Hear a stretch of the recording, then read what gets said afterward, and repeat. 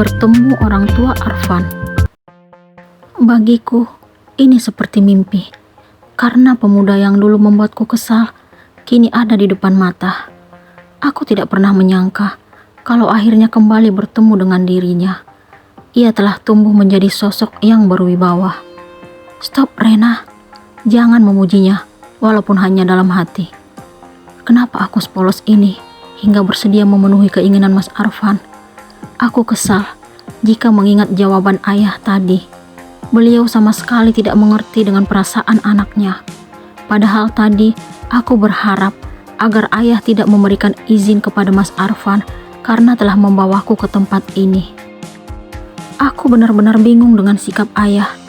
Kenapa beliau bersikap seolah-olah sudah sering bertemu dengan Mas Arfan? Aku sangat tahu kalau Mas Arfan tidak pernah menunjukkan batang hidungnya lagi setelah menuliskan surat untukku kala itu. Ini aneh, tetapi nyata. Hai Mah, coba tebak deh, Fandi bawa siapa? Ya, aku tahu namanya Fandi waktu kecil. Entah kenapa sekarang berubah menjadi Arfan. Aku dan Mas Arfan kini berada di ruangan yang cukup besar. Terdapat satu set sofa coklat muda dan televisi berukuran 60 inci menempel di dinding. Siapa, Van? Tumben kamu bawa cewek. Seorang wanita paruh baya sedang duduk di sofa depan televisi. Beliau melihat ke arah kami, lalu memberikan respon kepada Mas Arfan. Orang itu sedang memegang sebuah novel yang tidak asing bagiku. Dia gadis pujaan Fandi yang selalu Fandi dan Tante Naya ceritain ke Mama. Lagipun, Mama pasti kenal dia waktu masih kecil. Mas Arfan melirik ke arahku. Bisa-bisanya ia menceritakan diriku di belakang. Oh, Rena, teman masa kecil yang fotonya selalu kamu simpan.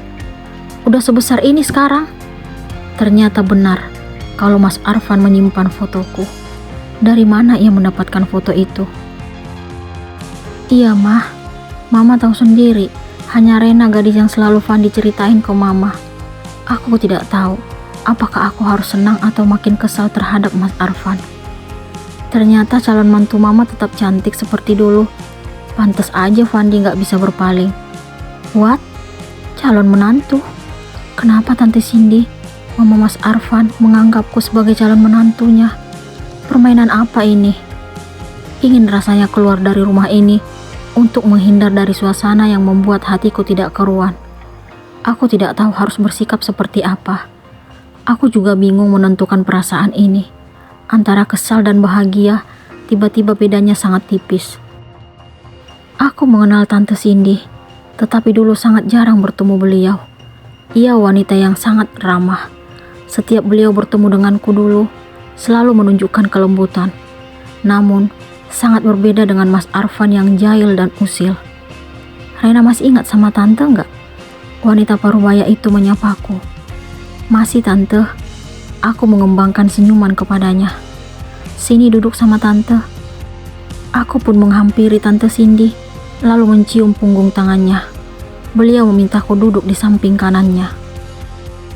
Aku melihat novel yang digenggam Tante Cindy tadi ketika baru tiba di rumah ini. Buku tebal itu kini berada di meja. Ternyata dugaanku benar. Itu novel Kak Dilan. Aku pun merasa bangga dan terharu karena melihat karya pemuda yang aku cintai. Aku tidak menyangka bahwa Tante Cindy juga suka membaca novel seperti diriku. Sangat berbeda dengan para tetanggaku. Mereka pernah berkata bahwa bukan zamannya lagi mengoleksi novel sekarang. Mereka juga pernah bilang kalau membaca novel itu kebiasaan orang-orang dulu. Tetanggaku menganggap hobiku sangat terbelakang. Mereka bahkan pernah mentertawakan aku saat menceritakan kisah tokoh yang ada di novel. Entah pemikiran apa yang tetanggaku miliki hingga tega bersikap seperti itu. Saat ini, aku dan Mas Arfan sedang menyusuri jalan menuju pulang ke rumah. Beberapa jam lamanya, aku berada di rumah Mas Arfan hingga siang hari.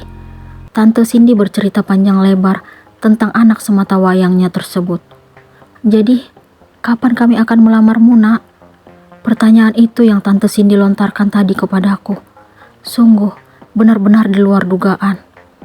Maksudnya gimana, Tante? Aku bersikap pura-pura tidak tahu maksud ucapan beliau. Tante ingin segera membawa kamu ke rumah ini. Tante Cindy memegang jemariku. Maaf, Tante salah paham. Rena dan Mas Arfan gak ada hubungan apa-apa, Tante. Kami hanya teman masa kecil yang baru bertemu kemarin. Aku memberikan pengertian kepada Tante Cindy. Tapi bagi Fandi, kamu gadis pilihannya. Aku melihat keseriusan di wajah wanita parubaya itu. Aku benar-benar dihadapkan pada situasi yang membingungkan saat bersama Tante Cindy tadi. Sebenarnya, aku tidak ingin menyakiti hati wanita itu. Namun, untuk saat ini, aku belum memiliki niat untuk berumah tangga. Di samping itu, aku tidak mencintai Mas Arfan karena hatiku telah diisi oleh Kak Dilan. Kenapa kamu menolak keinginan Mama, Ren? Beliau sudah tidak sabar ingin menjadikanmu menantu. Beliau juga tahu kalau aku sangat mencintaimu. Aku tidak tahu harus bagaimana memberikan penjelasan dan pengertian kepada Mas Arfan. Aku gak memiliki perasaan lebih padamu. Aku pun mengatakan apa yang kurasakan. Itu gak mungkin. Ia selalu saja membuatku kesal. Apanya yang gak mungkin? Bagiku, kamu itu hanya teman masa kecil. Sebenarnya bukan teman. Tepatnya orang yang sering bersikap usil dan bahkan mempermalukanku. Aku kembali mengingatkan sikapnya yang dulu terhadapku. Apa kamu masih membenciku? Itu pasti. Aku memberikan jawaban dengan yakin. Kenapa? Apa? Kenapa kamu bilang? Itu pertanyaan yang gak perlu aku jawab. Karena kamu pasti tahu jawabannya. Aku berusaha tegas kepadanya. Kamu tetap cantik seperti dulu. Selalu mampu membuatku terpana. Ia seolah-olah mengalihkan pembicaraan. Aku baru ingat. Sepertinya aku pernah baca pernyataan yang Mas Arfan ucapkan. Tetapi di mana? Oh, ternyata di novel Kak Dilan. Apa Mas Arfan juga membaca karya pemuda yang aku cintai? Balasan yang gak nyambung. Dasar nyebelin. Jutek-jutek tapi gemesin. Udah tahu jutek, kenapa kamu deketin? Namanya juga cinta. Emang kamu bisa mencegahnya? Au ah, sebel. Hati-hati loh. Dari sebel nanti bisa berubah jadi. Ia menggantung ucapannya. Jadi apa? Jawab aja dalam hati. Sepertinya Mas Arfan memang sengaja ingin membuatku kesal. Ternyata keusilannya itu tidak berubah sama sekali. Ia tetap saja membuatku merasa tidak tenang. Entah kenapa ayah luluh kepada pemuda itu. Benar-benar aneh. Gak penting. Turunin aku di sini. Aku mau ke toko buku. Aku meminta turun di pusat perbelanjaan Ramayana. Aku ingin membeli sesuatu di toko buku Salemba. Ia pun menepi, lalu menghentikan mobilnya. Aku ikut. Ia kembali membuka suara.